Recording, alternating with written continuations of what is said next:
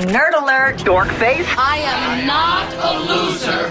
I just have a bad haircut. Kind of a major dork. Oh, nerds. If you're into science, tech, or unique hobbies, you're listening to the right show. On Get Nerdy With It, we interview nerds talking about their passions. This is Get Nerdy With It. Hi, welcome to Get Nerdy With It. I'm your host, Jennifer Ruggiero, and today is July 18th. We're doing episode number 9. And with me today, we have my guest co-host, as always, Jeff Tickle. How are you? I'm doing well. How are you? I'm doing great. How's your week been? Oh, pretty good, pretty good. I've been playing far too much Tapped Out. Tapped Out. I should know what that is. The Simpsons game. Oh, okay. Are you playing that on your phone or? Yeah. Yeah, it sucks you in. Oh my gosh. Well, I have not gotten into that. I was just, speaking of Tapped Out, I was doing some kickboxing in my garage right after work today at 5:15. And it's like 85, 90 degrees. And I'll tell you, that's like the best time to do it. I felt so great because it was just that heat in the garage. It was, I just, I don't know. I'm going to do it every day now after work rather than first thing in the morning. It feels good to get out there and sweat. Yeah, it does. It does. And when you do it in that heat, it's, you're a lot more stretched out, I guess, and you can move a lot more. So, yeah.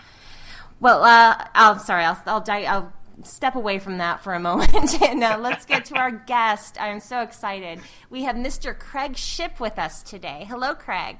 Hello. Good to be here. Thank you for joining us. How are you? I'm great, and I've listened to a number of your podcasts, and I really liked the podcast you did with the Made in the USA guy. Oh, John Alley. Fantastic. Thank you. Yeah, he was a great guest to have on. We had him right in time for the 4th of July, and he's actually one of my neighbors, and we meet when we walk our dogs, and he told me one day what he did, and I thought, wow, that's really a cool thing to learn about, and so I thought maybe others would be interested in it as well. So I'm glad to hear you liked it. I'll have to let him know. Absolutely. You'll have to have him on again. Oh, definitely. He'll be launching his new site, usawares.com, here in the near future. Right now there's a beta version of it up, but so as soon as he has that fully launched, then I'll have him back on. So tell us about what you do. Craig, I know you most for areaguides.com. Yes. Okay. Can you tell us some about that? It looks like to me they're local community portals, but if you could go into that a little bit. Yes. When the internet came around, I first took a look at it, I want to say 93, somewhere around there, and I actually played around with it a little bit, and I thought, well, this is too slow, this doesn't work too good, and I put it on the back burner. And then around 1996 or so, I thought about it some more, and I was in another business I was in the advertising business. I had displays in hotel lobbies where businesses would advertise, like restaurants and so forth. Then we had a telephone where people could call direct to that business. So it was like a little mini guide to services around the hotel that guests could use, a quick dry cleaner, whatever. Yeah. And so I thought about it a little bit, and I thought about ways to utilize the internet, and I thought maybe it would be kind of cool to have local portal websites. And so I started registering domain names that matched county names around the Washington, D.C. metropolitan area primarily. That's smart. With the idea that, for example, on princegeorges.com, I would put up a community website to Prince George's County. Mm-hmm. And so I registered a number of those, and then I started building some websites. I also had an automobile appraisal business at the time. I built a website for that. I was an early beta tester for Microsoft Front Page. And so this was about 1996. So I started building some pages, some websites for myself, and I built a couple of websites for some friends.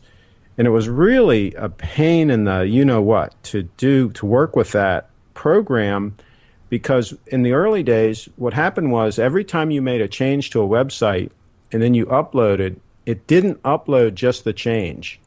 It uploaded everything again. The entire site. And Wow. so, we really get spoiled by the way things work now. And I remember when they finally made it so that it just uploaded the changes, that I was like, wow, this is great. Now, was it, let me ask, when it back to your front page days, when you were doing the beta part, that was when it would reload the entire site. Now, when they launched, was it the entire site still, or did they? Well, I think when they rolled out the public beta, I think by then it was just uploading the changes. Yeah, but I remember in the early days, I had a hosting service out of Sedona, Arizona. He was one of the few that hosted Microsoft front page websites, and he was a great guy. And he was, I don't think that I ever slept, because I could send him an email at 2 a.m. and he would respond back. And I mean, you had all kinds of problems and all kinds of little things you had to work through. I mean, it was definitely buggy, but it was a powerful program for the day for people that didn't know coding. I didn't know HTML or any of that stuff. Yeah, and so you didn't need to know any of that with this. And it was a pretty powerful program. But even having said that, it was, a lot to work through. Yeah. Anyway, fast forward a little bit. So I decided at some point in time to start building a couple of the community websites, which I had registered domain names for already. And I'd also registered other domain names that were not related to community websites, just to speculate on and things like that. And so then I built a couple of websites, and in my spare time, I was running 2 businesses at the time. In my spare time, I'd go out and I'd canvass local businesses and try to sell them on the concept of sponsoring these local websites. And how did you even have spare time when you were running 2 businesses? Well, for example, You're amazing. when I canvassed in Annapolis, I would go there on a beautiful day that it would be nice to be in Annapolis anyway. And I started right at State Circle, right around the state capitol there, and I just canvassed all the neat little businesses. And it was, I was getting checks right away. The businesses were signing up, and a lot of the businesses then didn't have any web presence at all. So they were very receptive to having some pictures. I had a digital camera hanging around my neck. I'd take some pictures of their business. I'd show them the pictures on the camera, and most of them had never seen a digital camera. And so they were receptive to having something up on the web about their business. And so I started getting checks pretty much right away. So then, of course, I'd go back as often as I could because I was getting money.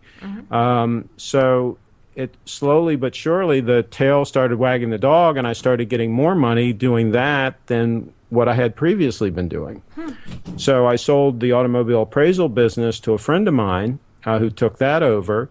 And then in 1999, I actually moved out to Frederick County. I was in Bethesda, Maryland. I moved out to Frederick County to full-time work on the Frederick website, which at the time was frederickcounty.com. Okay. After a couple of years, we bought the domain frederick.com, and now that's the one I use for that particular website. So I moved out. I bought a place out in Urbana, Maryland, which was kind of out in the sticks at the time. I bought a place with some acreage, and I started working that site.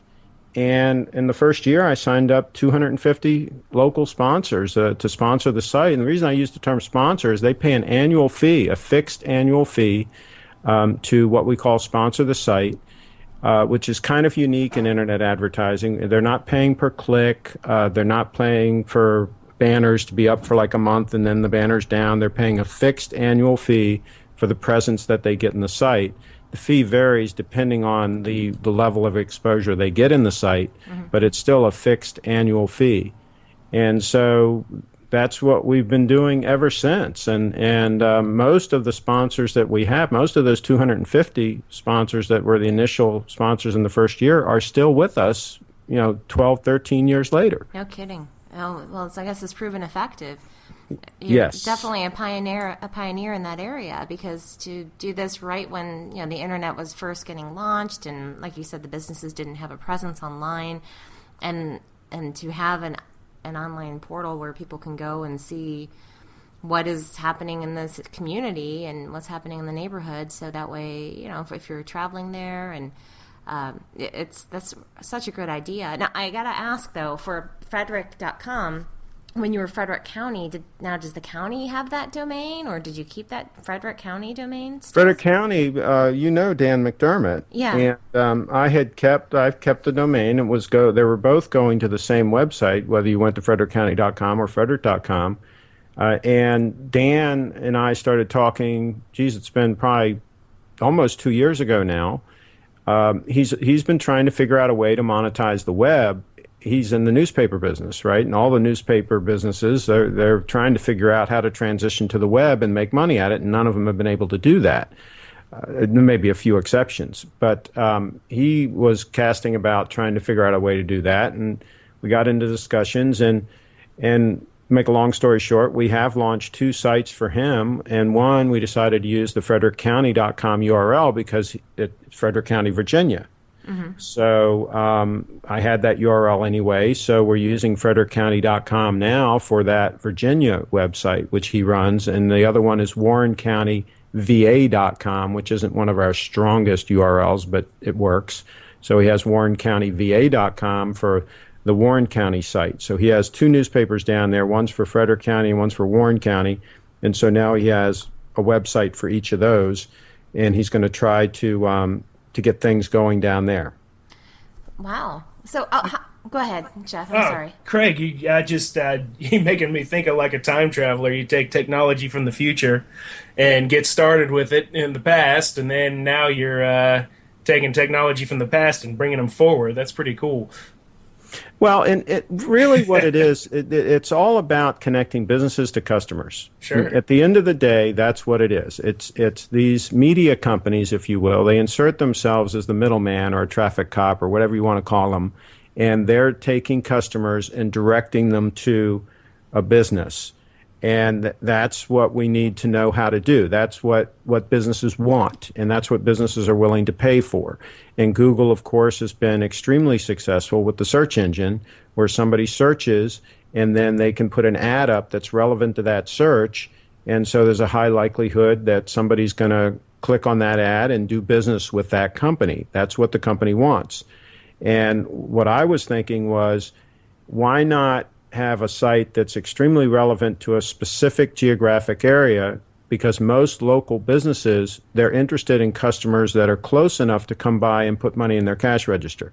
They're not interested in a customer that's 300 miles away that they will never see. Right. And right, so I thought, why not have a local portal website that's totally focused on that area? And also, businesses are barraged by people trying to sell them something, some sort of advertising, some sort of something, right? And so why not have a name for that website that makes them feel somewhat comfortable? So when the sales rep comes in, they stand apart from all the other carpetbaggers that are coming in there trying to sell something. So if I can walk in the door, and I'm in Loudoun County, Virginia, for example, and I can say I'm with loudouncounty.com, then I'm going to have a little bit more of an edge over the guy that comes in there and says he's with Patch or AOL or even Google, for that matter. Some of these other big guys are just, it's too detached, and the people don't embrace them as much. At least that's been my experience. And so if you can come up with a website that they think is really theirs and part of their community and that they can be part of, and we do make them part of it because we guarantee their annual rate will not increase. We guarantee the spot that they have in the business directory. They're first come, first listed. So if they're the first realtor, for example, that signs up, they own that number 1 spot under realtors in the business directory. If their competitor signs up later, they appear beneath them.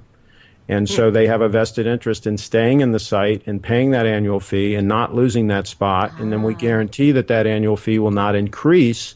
So they know that if they help us promote the site, which is another big element of what we do, we have what we call promotional partners, which are businesses that, for example, snipe the end of their radio spot with see us at frederick.com, things like that, or put a big sign up at their business saying see us at frederick.com. We reward them with no price increase in their sponsorship rate. And we sometimes will even give them additional visibility in the site, like an additional banner ad or something like that, if they're doing a lot of promotion. And so we all work together to promote the site, and they know we're not going to jack up their rates later because the site gets a lot busier. So they're not going to shoot themselves in the foot by helping promote the site. So they're very willing to do that. And so it really becomes a partnership between us and the sponsors. So it really is about keeping it local businesses. That's wonderful. Yes, and then the other element in all of this was, okay, I ran the numbers and I came to the conclusion that one local site can only make so much money. There are only so many businesses in the footprint that are going to be willing to pay you an annual fee, and so you're only going to be able to make so much money. And it's not like it's all about making a ton of money, but that's important, and I always wanted something that was scalable.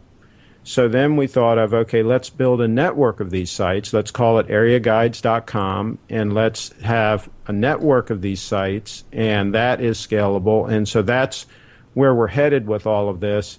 And we're still in very early days as far as I'm concerned. I mean, we haven't even scratched the surface of what we can do with all of this, which is kind of exciting. It's also kind of frustrating that we haven't made progress faster. But we're slowly but surely whittling away at things and moving in the right direction. Well, how many sites do you have already that are tied into this? How many portals, rather? I think there's about 30 if you go to areaguides.com and look at all the sites. Mm-hmm. Some are more successful than others. By far, the Frederick.com site is the most successful because it's been worked. Mm-hmm. We've had boots in the street, myself, and now I have a full-time rep, Kenny Downs, who works the site very effectively. And we've tried every method of doing this without boots in the street, online sign up, so on and so forth, and not very successful with any of those. It really requires boots in the street and people that are relatively sharp and know what they're doing and that can go out and talk to businesses and that are willing to do that, which there are very few people, even as high as unemployment is in this country, there are very few people, I'm sorry to say, that are willing to just go out and do a little bit of work. Yeah, it is challenging to find an effective salesperson, an effective outside salesperson, let me put it that way. Yeah. Well, really, and it's not just limited to outside salespeople. I have businesses all the time that are telling me that they're having trouble finding people in all kinds of various jobs that require some relatively hard work. It's a shame, but that seems to be the trend. But we're working on it, and we have some ideas for some ways to improve and streamline online signups and other things. And there's more than one way to skin a cat. Yeah, that's true. And I know you'll find a way to continue to grow it. You have a very smart business mind, so I'm confident you'll be able to do that. Something I've noticed is that you have a lot of community events, or I see you post a lot of pictures. Like, for example, there was a Civil War event that you just had that you had video footage, and I believe you did have video and, yes, and photos from that. Now, do those go on your, how do those tie in, basically? How do those tie into your areaguides.com? Okay, so couple of things. The covering the events, first of all, I enjoy doing it, so that helps. I enjoy photography. I enjoy meeting people out at events.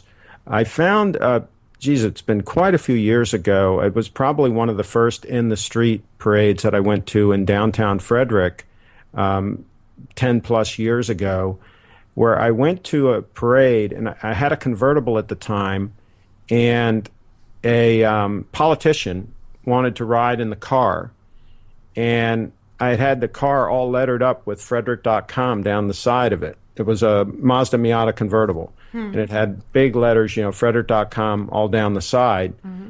And so I said, sure, you can ride in the car, and because a huge amount of publicity, a lot of people watching the parade, and so I drove, and they rode in the parade, and we took a few photos, and then I started thinking, I said, well, this is a lot of visibility that you can get doing this. Mm-hmm. And so I started doing that. I started letting people use the convertible in the parade. And then I think it was around 2003 or so, or something like that I bought my first Segway. And I thought, well, it'd be kind of cool to put a sign on the front of the Segway and take it to a parade and have it in the parade, and also simultaneously shoot some videos and some photos of the parade. And so I started doing that, and it was very well received by people. People loved to ride the Segway, for example, after the parade, or even sometimes during it. And then I started going to other events, not just parades, any kind of a big event, like the big 4th of July celebration in Baker Park there at Frederick. I would go to that and bring the Segway and let people ride it and take photos and video clips of them on it and put it up on the website. And I would always take and put the content up in the form of an article on, for example, if I was in Frederick, on frederick.com, and I'd give people my cards and all and say, you can go there and you can get your photos. And then what I would do is I would embed a photo slideshow. I was using Picasa at the time. I still use it. I use Flickr as well now. And I would embed the slideshow right in the article. I would embed the video right in there. I would put a link to where they could download the photos on Flickr. Now I also include a link to where they can get them on Facebook, so they all can friend me on Facebook and all. And I cross-link all of this. And so what happens is you get a huge amount of promotion out of doing this and a lot of goodwill. Does it result in a lot of new sponsors? Not directly, but it certainly helps. It certainly drives traffic to the site, which gives the sponsors a better chance of landing new customers and new clientele, raises awareness that the site even exists. Back in the day when we first started, the only people that knew about Frederick.com were the people that I told about it. Now I just bump into people, and if I bump into somebody in Frederick County and they haven't heard of Frederick.com, it's shocking. I mean, just about everybody in the footprint knows about it. We have about 65,000 regular users of the site every month. There's only 240,000 people in the entire county. So, just about everybody knows about the site at this point. And that's probably 50% of the reason is probably the 60,000 or so photos that I've taken at events over the last 10 years. Do you ever hear from county officials? Are they happy that you're doing the site? And I've reached out to them quite a bit to get them to be more involved in the site. And Robin Santangelo is the director of communications for Frederick County. She does come on our Frederick Week show from time to time. They have been very reluctant to embrace technology, period, as have all government agencies, which is kind of a shame. We've also had other incumbents in the town.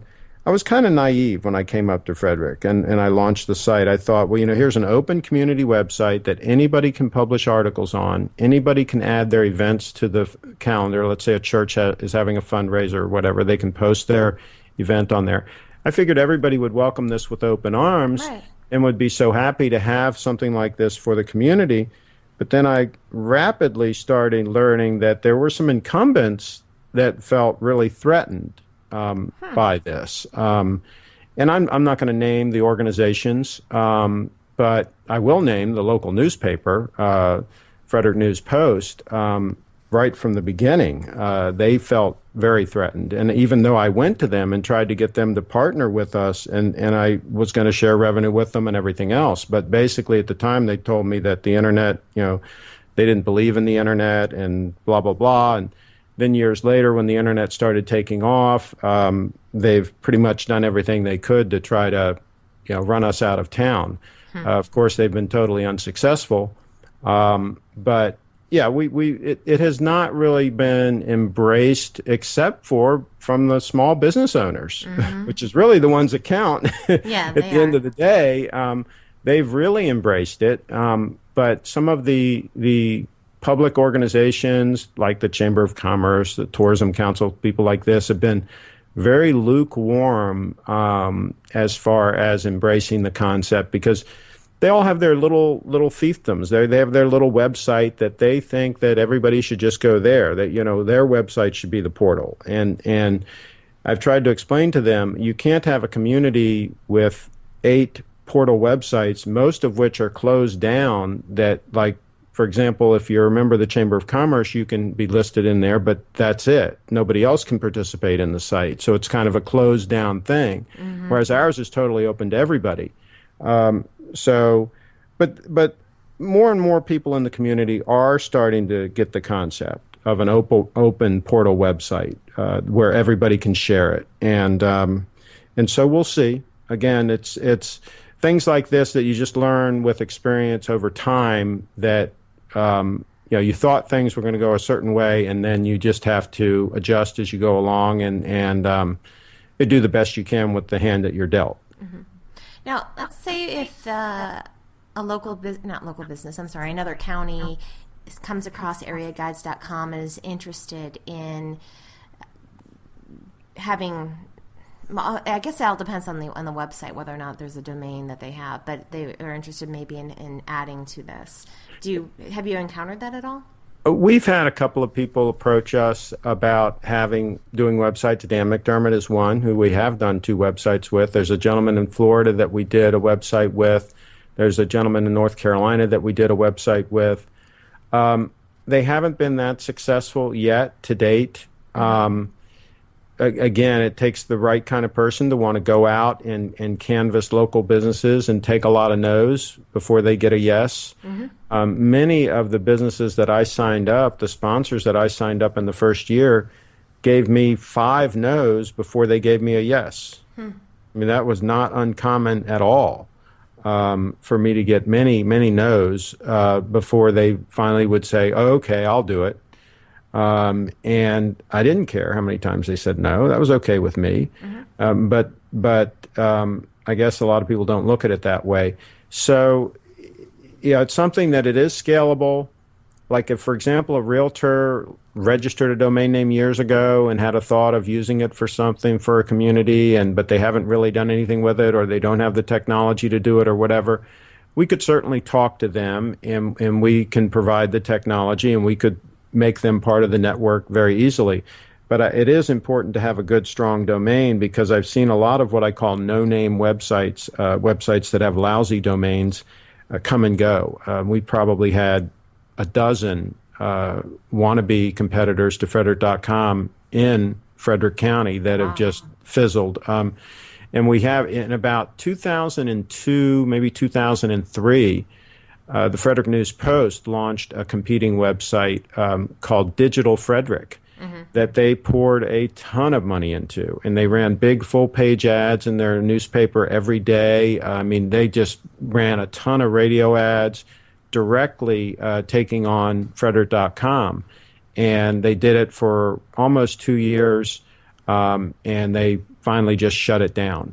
Because they just couldn't compete. Wow. And we had almost no budget. I mean, but what was unique about the whole situation was a lot of the money that they were spending, they were actually spending real money. I mean, putting a full-page ad in their newspaper is not necessarily real money to them, although they still have to print that page, right? Mm-hmm. But they still, the radio ads, they give up space in a trade situation for those, so that really indirectly cost them money. And then a lot of the other things they were doing with signage and other things cost them real money. Most of our promotion was coming via our promotional partners that were promoting the site that cost us no money. Nice. And so we were getting a huge amount of promotion. I mean, we literally had signs all over town. We were in, like, you couldn't listen to the local radio station for more than 10 minutes without hearing somebody with a radio spot sniped, see us at Frederick.com. How smart. And so they just couldn't combat that because they waited too long. We already had 250, 300 sponsors, many of which were active promotional partners when they launched their site. Yeah. And so they just couldn't compete, and their name wasn't that great. When people heard digitalfrederick.com, a lot of people thought digital was a descriptor to Frederick.com, and they would just go to Frederick.com. Oh, yeah. We had another organization that was using the name CelebrateFrederick.com, and same thing. They even had T-shirts made up that had Celebrate in cursive over the top of Frederick.com. And when I saw that, when I saw the shirts, I just laughed. I'm like, what are you people thinking?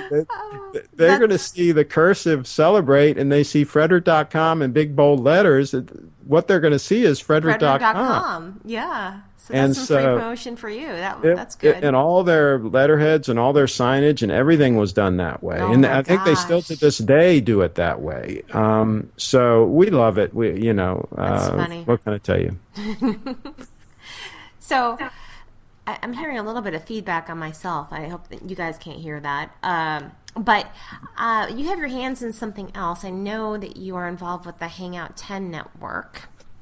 Yeah. Now, before we go to that, one thing you said you did want to talk about, I don't know if you still do, is the gear that I use for shooting events. I certainly you do. Want to do that real quick? Then why don't you tell us about that? What kind of camera are you using when you are shooting your events?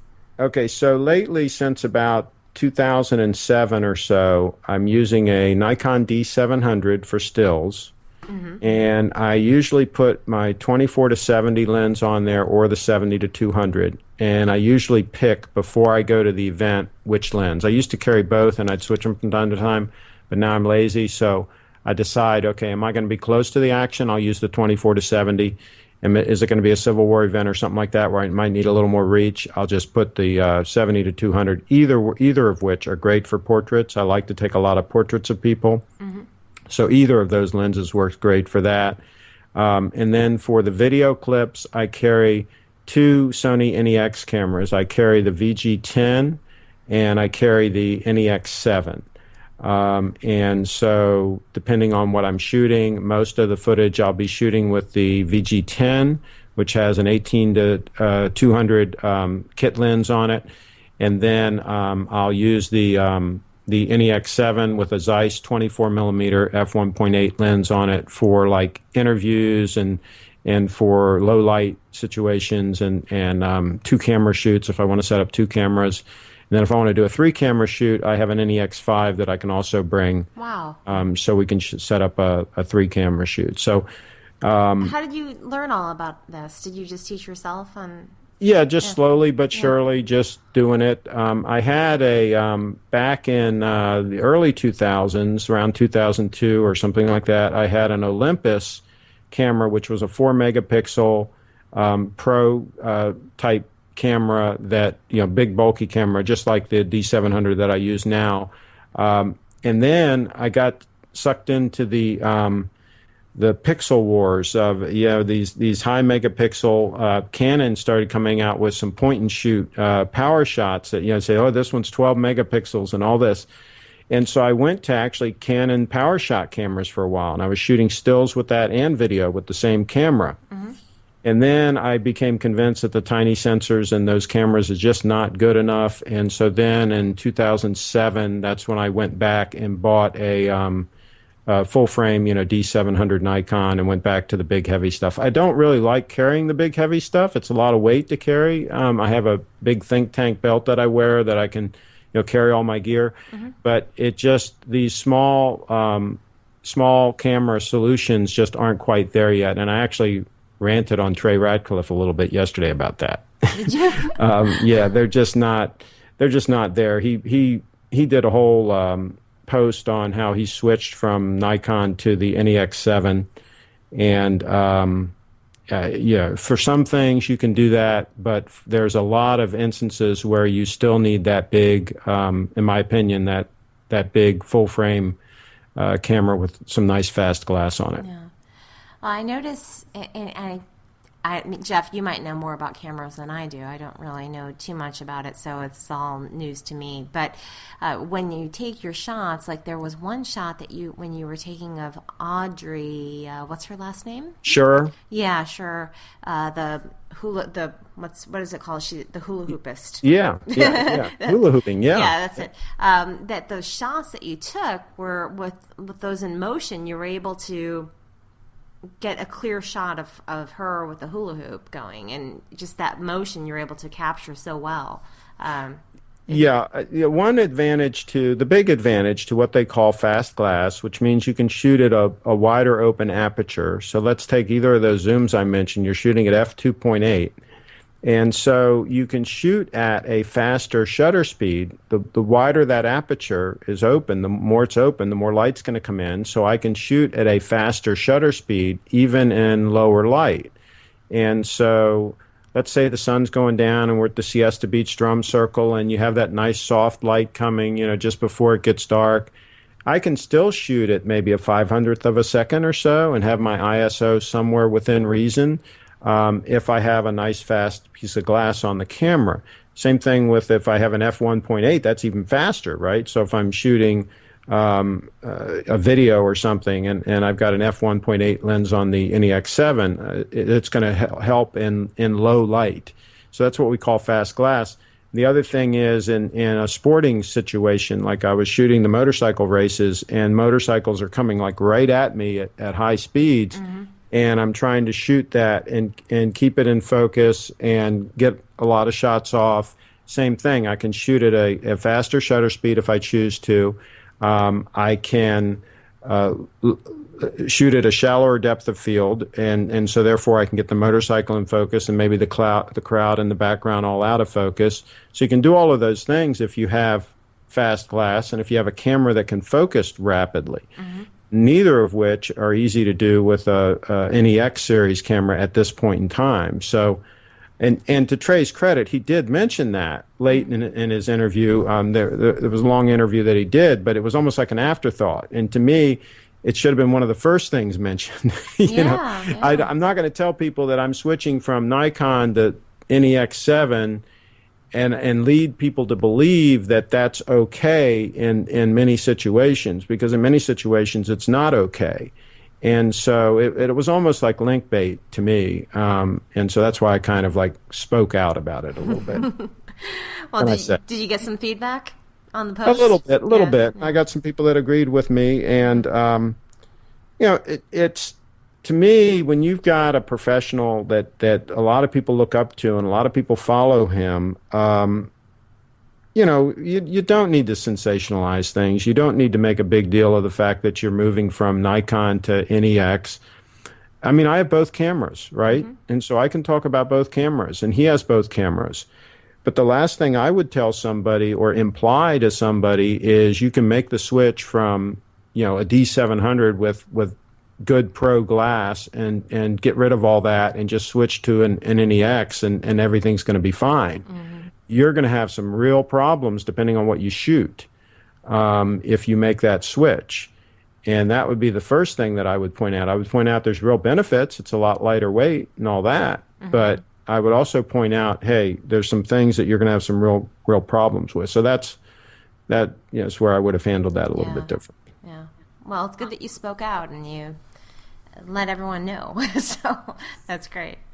Well, it makes me I'm one of those people, I just use my phone. So, but I don't do anything professionally with my pictures either. So, well, Jennifer, so with your phone, okay, if you want to try to isolate a subject, just get close. One of the oldest rules in photography, and it still is, it's a great rule of thumb, is get close. If you can get very close to your subject, and if whatever's in the background is relatively far away from your subject, in other words, there's not another person like just a foot behind them, the person's maybe 6 or 8 feet behind them, right, then you can still do a little bit of isolation there. It's a lot of photography is not what you include in the photograph, it's what you don't include. So just look at that frame every time you're taking a picture and look at what's in that frame and look at what you really want in that frame, what's your subject, right? And then look at what else is in the frame that you can get rid of. And then your photos will just get better and better and better. Good tips. I'll have to start thinking more when I'm taking a shot. So, yeah. Well, let's shift gears, if we may, because I know not only do you do all of this, you're huge with Google Plus Hangouts, and I've been seeing you do Hangouts since Google Plus Hangouts came out. So you started a website dedicated to this. Can you tell us about that? Sure. What happened was in the very beginning, when I first learned about Hangouts, I got in a Hangout, and there were some interesting people in the Hangout. And in the early days, everybody you bumped into on Google Plus, in my opinion, they were interesting people, maybe with the exception of myself. But I was bumping into some really interesting people, and I was and we were having these interesting discussions. And I'm saying to myself, wait a minute now, there's a content creation opportunity here.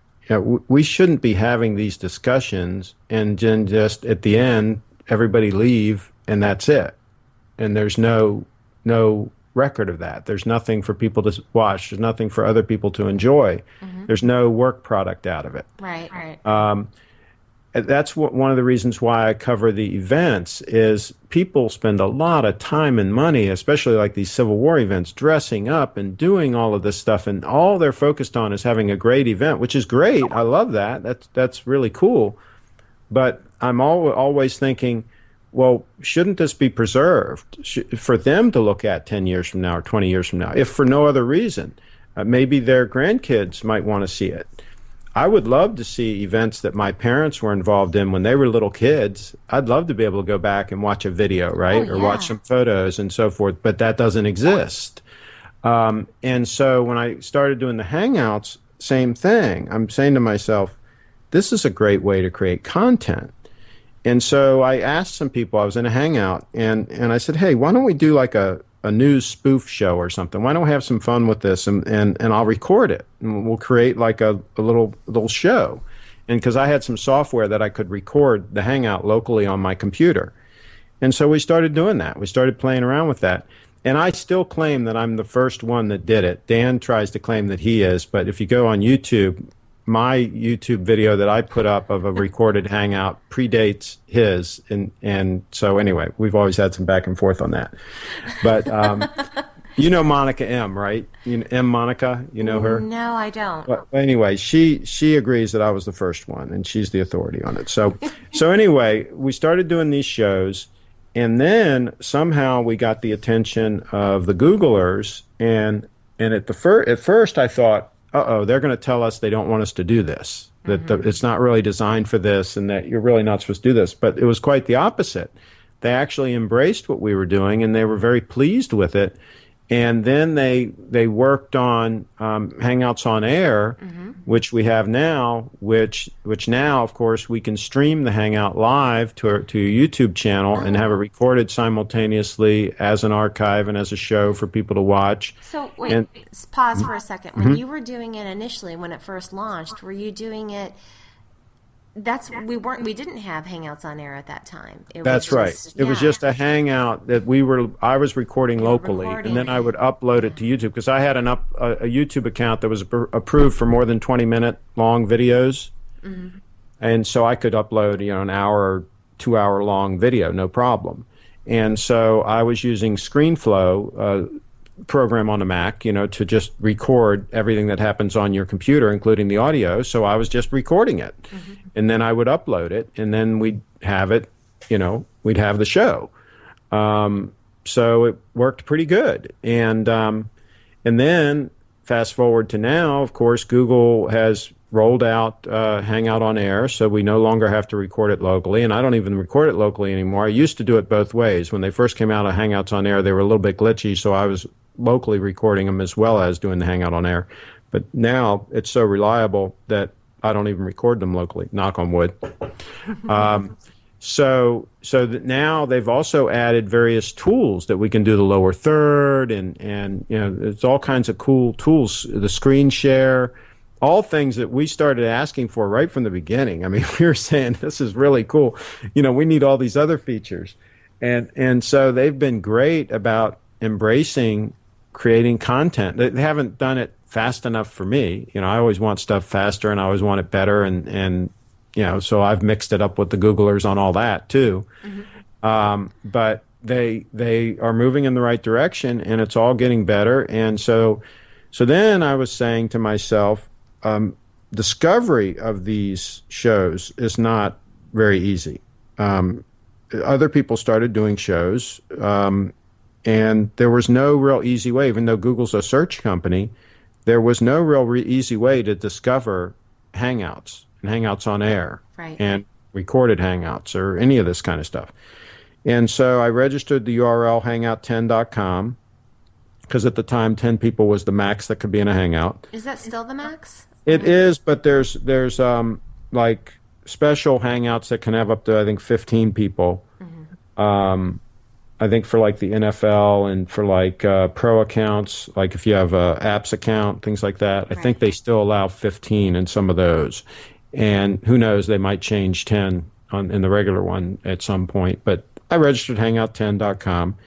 And then it's just a very rudimentary thing right now. It just has some basic information about it's part of my areacable.com website, which is just a Google site. It's just a free Google site that I built many years ago and it hasn't been really updated that much. But I just added a page to that, just explaining Hangout 10. And then I have a link to just a very simple grid that shows the shows that are currently part of the network.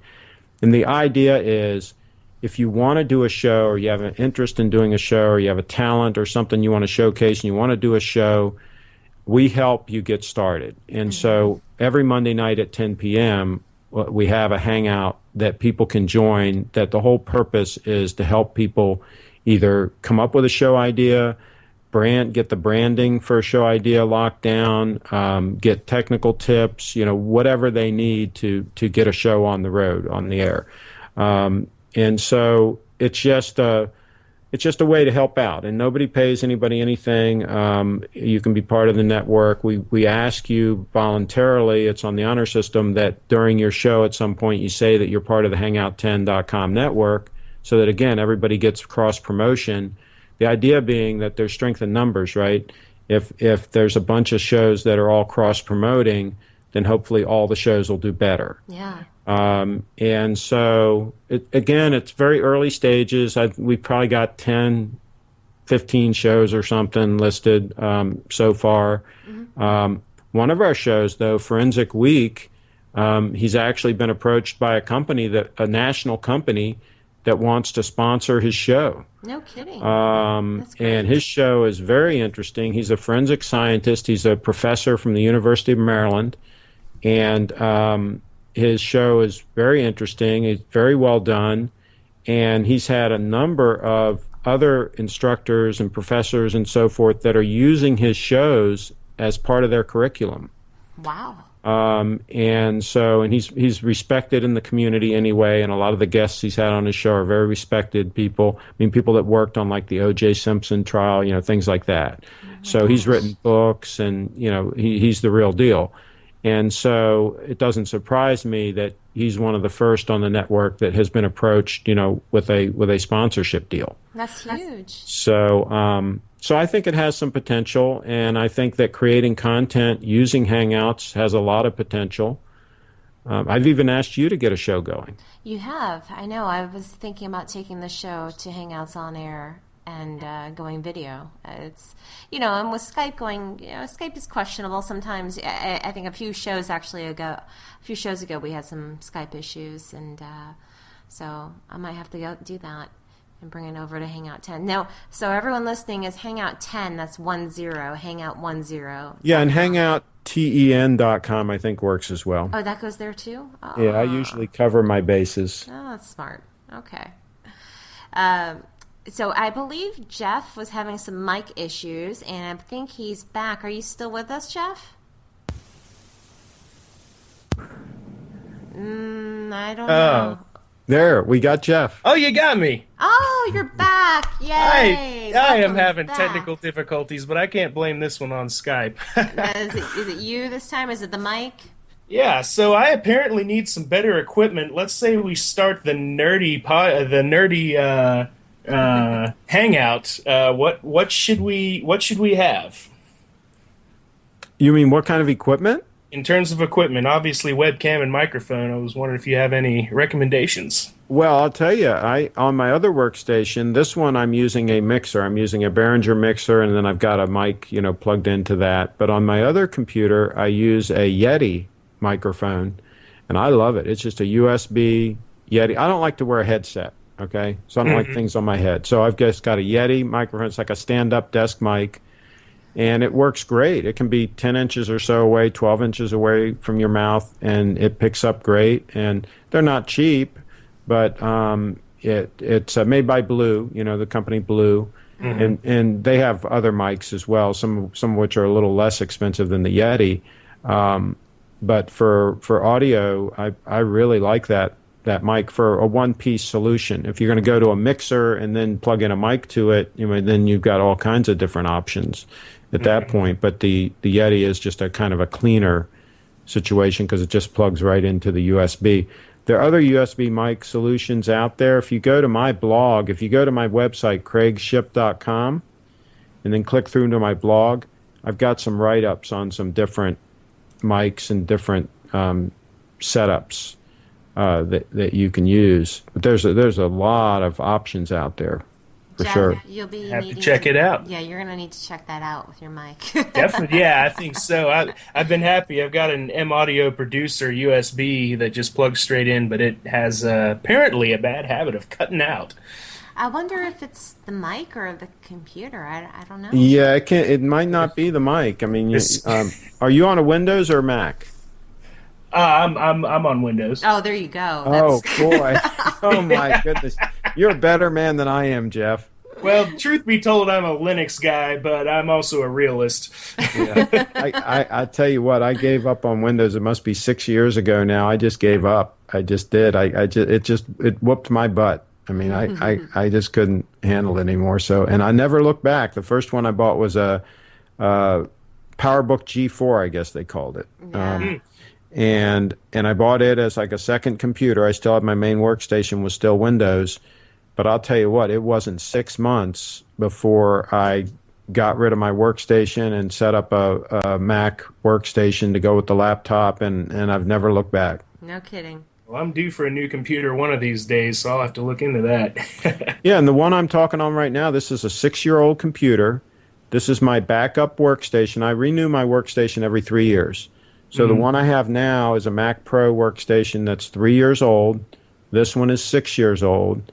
I'm not going to renew my current one until probably next spring because they're coming out with the new Mac Pro. You're going to get that beautiful machine? Yeah, it's coming out in the fall, so I'm not going to get it in the fall. I'm going to go to Florida. I'm going to come back in the spring, and that's probably when I'm going to upgrade to that one. I'm going to wait until any bugs are worked out and all the reports are in and all that, because my current system works fine. I mean, it's bulletproof, reliable, and it works fine. So I'm not pressed, but that's my plan. And then my current workstation will replace this one. And I don't know what I'll do with this one because it still works great. I don't know. But I mean, see, people say, well, the Mac machines are more expensive, but in my estimation, you get more life out of them. They're a viable computer, I'll put it this way, for a longer period of time.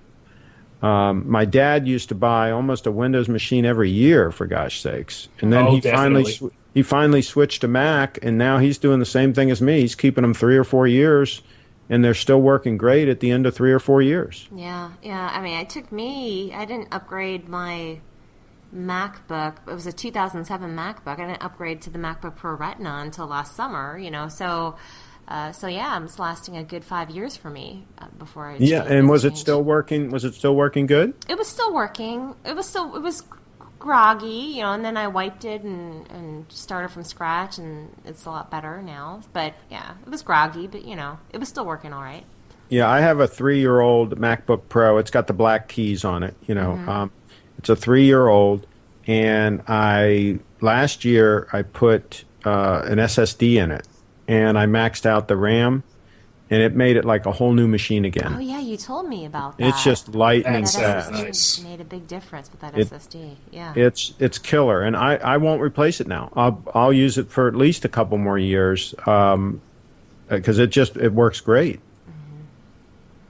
And it's got 2 hard drives in it now. So it's got the SSD, and it's still got the original hard drive in it. That's great. Well, maybe I'll have to talk to you afterwards about buying a used Mac. You know what, Jeff? I'm selling a MacBook Pro that we bought last year. So Okay. I'll talk to you offline if you're interested. It's an awesome machine. It's pretty, It's only a year old? it's only a year old. Does it have an SSD in it? It does not have the SSD. Man, Jeff, if you bought that one and you put an SSD in it, it would be an absolute screamer.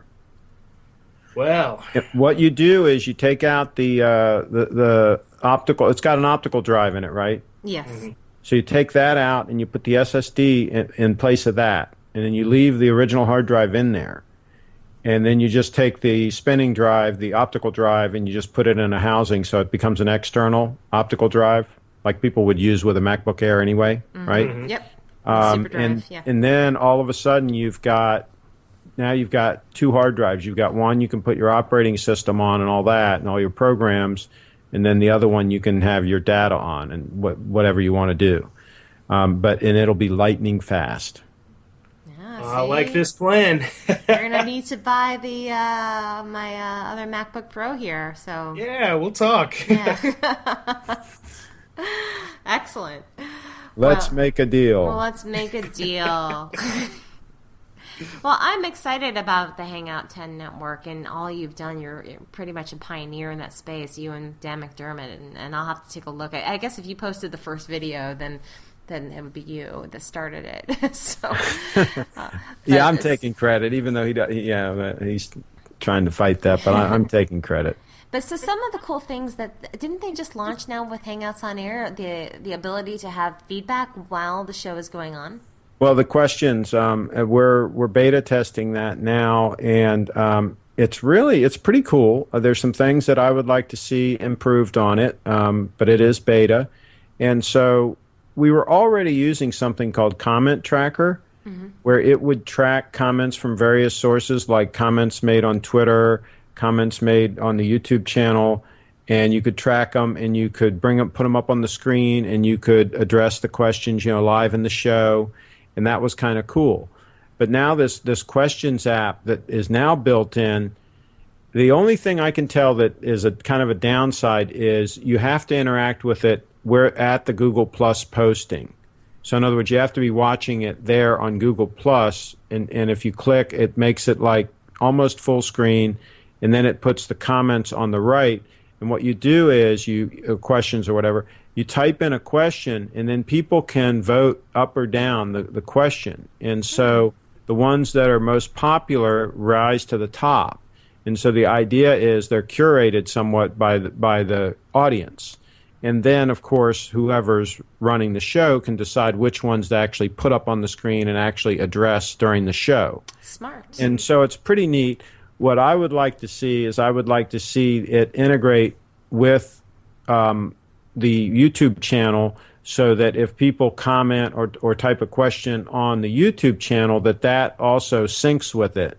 And so that it doesn't matter where they're interacting with the show, on Google Plus or on YouTube, because most of our interaction comes on YouTube, right? Yeah, that's true. And so if they could do that. And the other thing I want to make sure is that all of the comments end up populated on YouTube when all is said and done. And so that when the show is wrapped and somebody after the fact is watching the show and all, they get the benefit of all those questions and so forth there in the comments on YouTube. Yeah, that would be nice for it to automatically be there rather than that feedback and that activity being lost after the show is over. Yeah, I don't think it's lost. I think it as it is now, I think it stays on Google Plus. Just on Google Plus, okay. Yeah. Yeah, so they could tie that into each other. Maybe they'll listen to that feedback and make that change. Yeah, they've had a lot of requests. Sarah Hill asked them about it. I mean, so that it's on their radar screen for sure. Mm-hmm. Mm-hmm. So, if someone wants to join Hangout 10, do they just reach out to you? Yeah, the best thing to do is to circle me on Google Plus. Go to hangout10.com, and there's information right there, and you can click through to my profile and you can circle me, and we'll make sure that you get invited to the show. I also usually post the link on my Facebook page because sometimes the notifications on Google Plus don't work that great. Mm-hmm. So I very often will post the link to join the show Monday nights at 10 o'clock. Just remember, it's Monday nights at 10 o'clock. I'll usually post the link sometime after 9:30 p.m.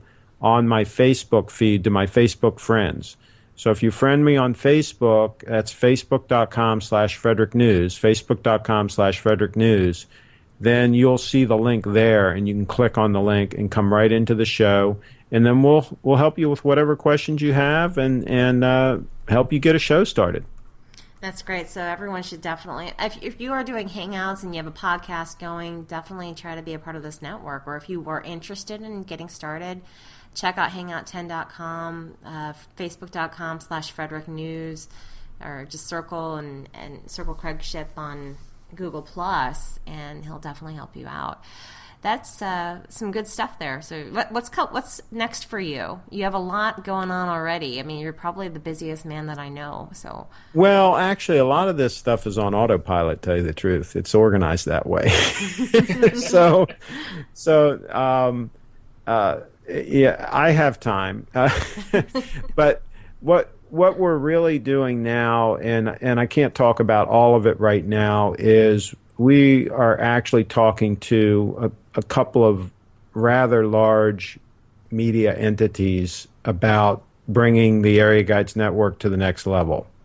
I look at everything we've done up until now as really a beta test, proving out the concept, especially proving out in Frederick that we can not only get a large number of sponsors for a local site, but that they also pay year after year for many years.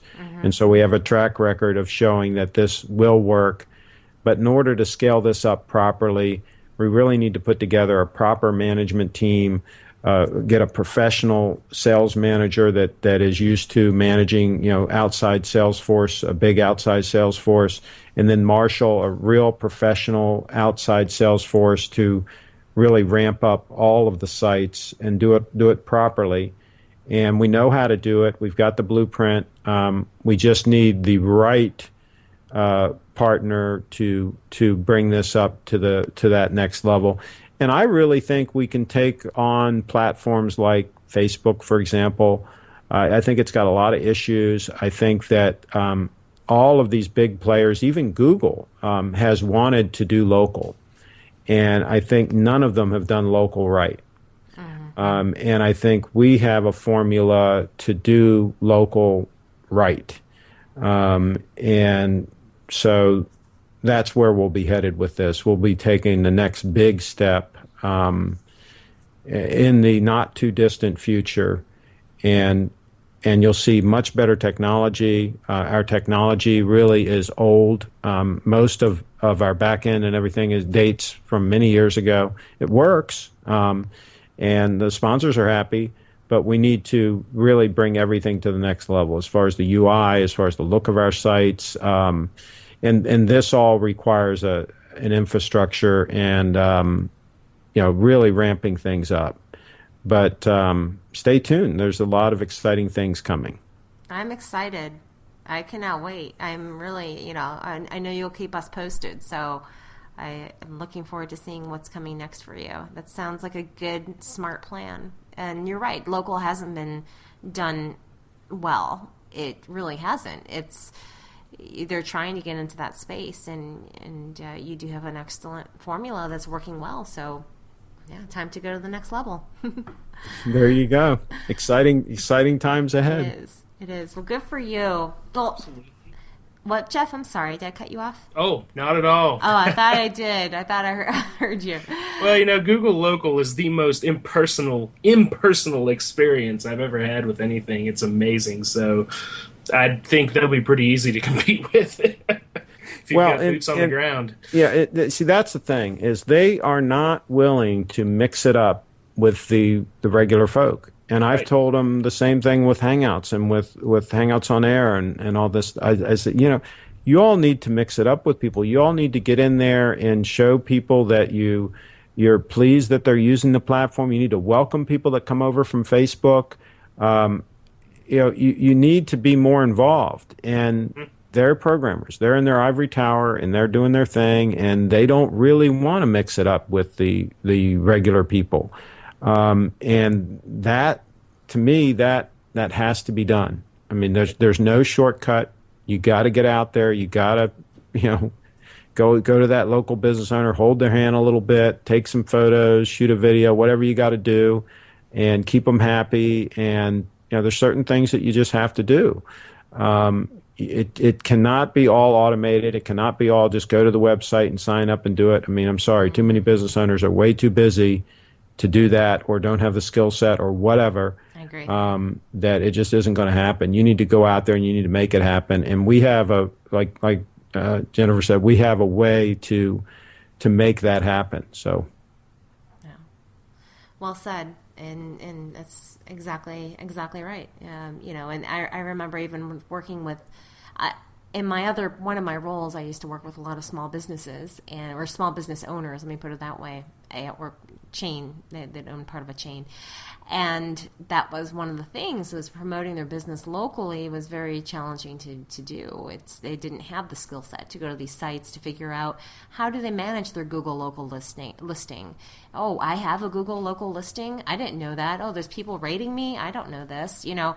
And they're unaware. And the majority of them, they know how to manage their business. They know how to run a business, but they're not a geek, right? That's right. And that's what it comes down to. So good. Yep. Good for you. Good for you. Thank you for doing that. And well, I guess we're approaching a little over an hour here, so I guess we should wrap things up. Even though I could speak for hours with you, and I want to thank you for being on the show. And where can people? I know where to find you, and I'm going to put all your links in the show notes. But can you tell people in a nutshell where people can find you online? Probably the easiest way is to go to my old-fashioned website, craigshipp.com, and then I've got a series of links there, fairly prominent links to my Twitter, to my Facebook, to my Google+. So pick your poison. If you want to follow me on Twitter, friend me on Facebook, that's fine. So I've got all the links right there, and craigshipp.com works with craigshipp.com or craigshipp.com. Either way, pick your poison.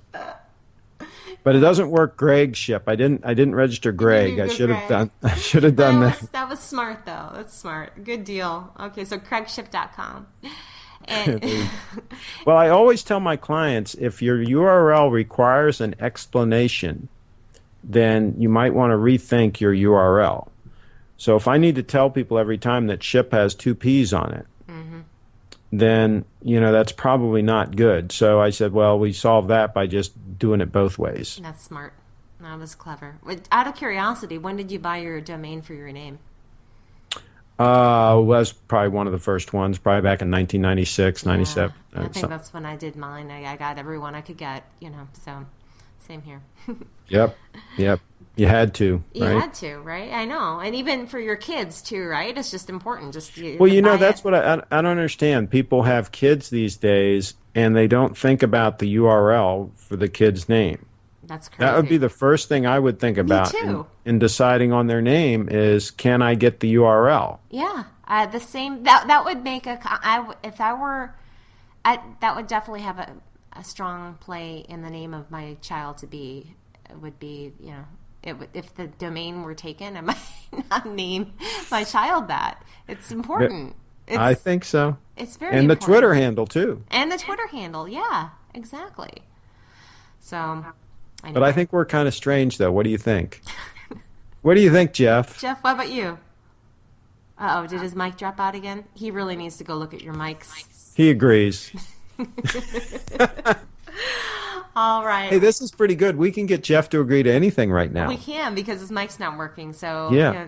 So, Jeff, can I borrow $1,000? There you go. You got it. Jeff, are you going to buy my new MacBook or my old MacBook? Yeah, only $2,500. I don't like this at all. There he is. Yes. So I see you're going to buy my MacBook Pro. So thank you.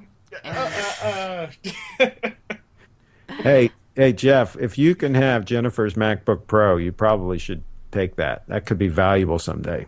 Oh. Make sure she signs it. I'll autograph it for you. Yep. Definitely. Definitely. Well, Jeff, where can we find you online? Not anywhere near a microphone or a USB port, but at jefftickle.com and Jeff Tickle on Facebook, jtickle on Twitter, Jeff Tickle on Google+, all those things. Awesome. That's Great. So I'm glad you were smart enough to grab your name for your URL as well. So 97. I wasn't as early of an adopter, but 97. here we go. That's still early. That's early enough. Yeah. That's Early enough. That is early. Very good. Very smart. And for me, or actually for the show, getnerdywithit.com. On Facebook, we're facebook.com/getnerdywithit. We are on Google+. Check out our website, getnerdywithit.com, to get our Google+ link. And we're also on Twitter, getnerdy_with it. So I need to fix that. I would love to have just Get Nerdy with it, but someone has it, and I'm trying to figure out how to get it from that person who's not using it. So getnerdy_with it for now.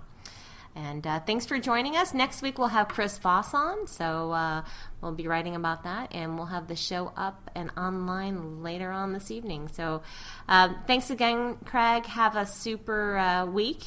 And I'm a big Chris Voss fan, so I can't wait to listen to that one. Oh, he's gonna be fun. It'll be fun to have on. So see if we can get some inside information about the Moto X. Oh, I'll try. I'll dig in and see if he has some. Did he attend that conference? I don't know, but he's so hooked in. He's got to have some info. He knows a lot. Yeah. So I'll work on him. All right. Well, you have a good night. You too. Thanks. Thank you for listening to Get Nerdy With It. Join us each week as we interview nerds talking about their passions. Oh, nerds. And be sure to visit us at getnerdywithit.com.